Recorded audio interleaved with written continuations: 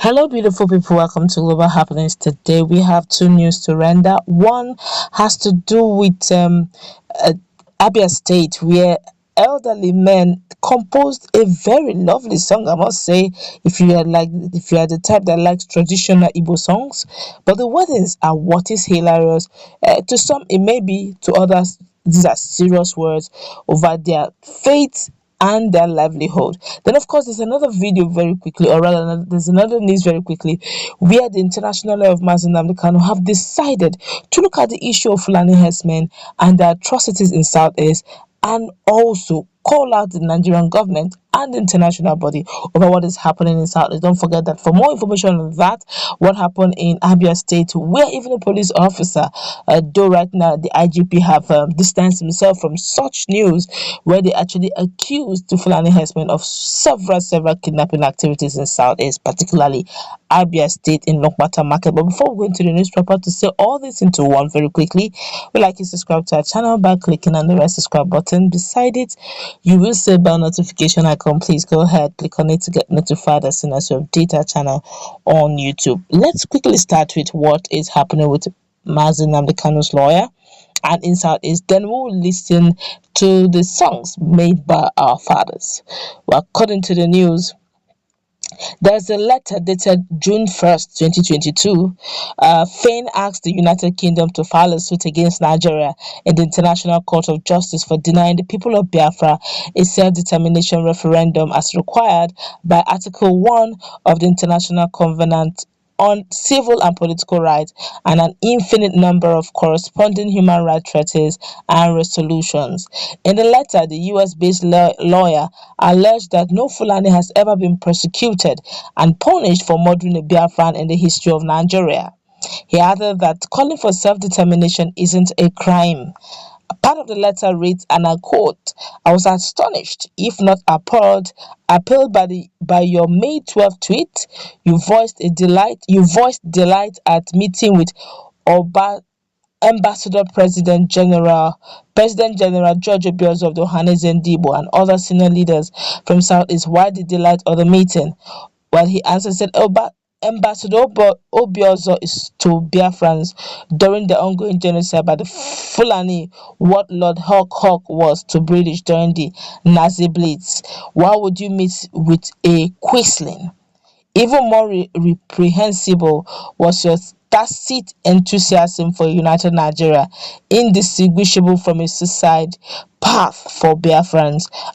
As you know, Nigeria was artificially created by the United Kingdom (UK) at the point of machine guns in 1914. Following its signature during the divide and conquer colonization policy, the UK forced the Biafran people with the right to self-determination against their will into a combustible mixture of incompatible ethnic groups under the umbrella of UK sovereignty. The UK decamped in 1960, leaving Nigeria poised to explode like nitrogenous sarin. The 1967 to 1970 genocide of Biafrans, aided and abated by the UK itself, was as predictable as Newton's law of motion. Prior to compiled unification in 1914, the British negotiated treaties with Biafra, a Joscogians norms of international law endues with Biafran people with a right to self-determination against the Fulani-controlled Nigerian government that has notoriously excluded all Biafrans by the handle of bribable defectors from the corridors of power. One stark fact speaks volumes. No Fulani has ever been prosecuted and punished for murdering a Biafran in the history of Nigeria. In the history of Nigeria, self-determination stands at the apex of all internationally recognized human rights because it is preservative of all others. Self-determination is a shield against oppression by the tyranny of the majority or the ruthlessness. The UK insists on self-determination for protested Northern Ireland to forestall probable prosecution by the Roman Catholic Republic of Ireland. It supported the 2011 South Sudan self-determination referendum to redress the persecution of the largely black Christian animist minority in Sudan by the Arab Muslim governing majority.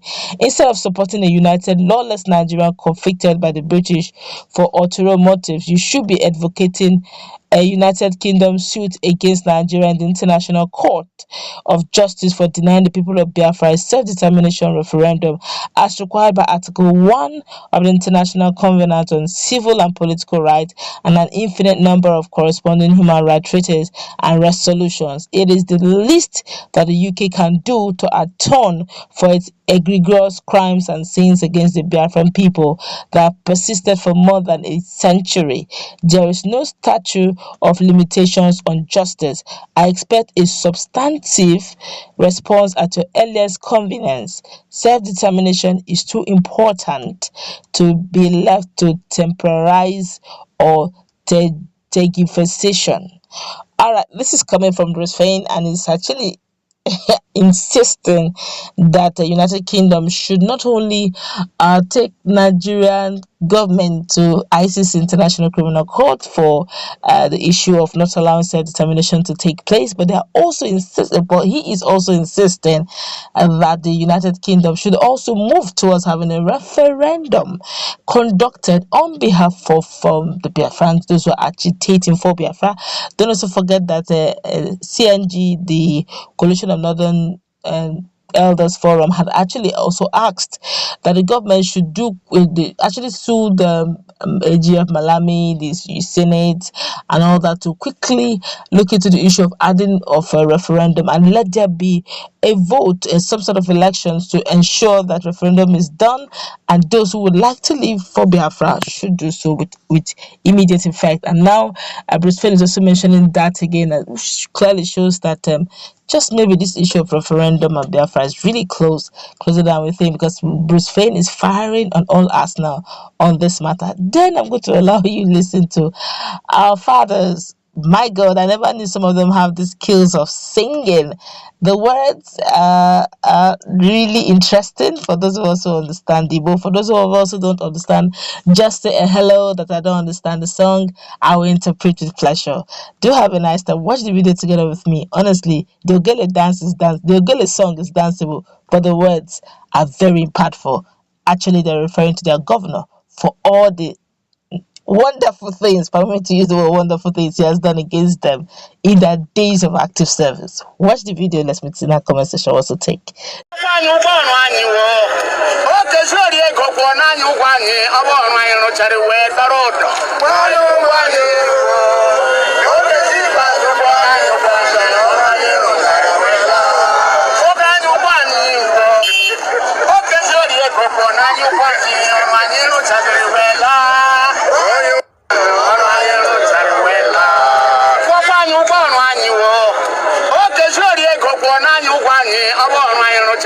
Tr0uble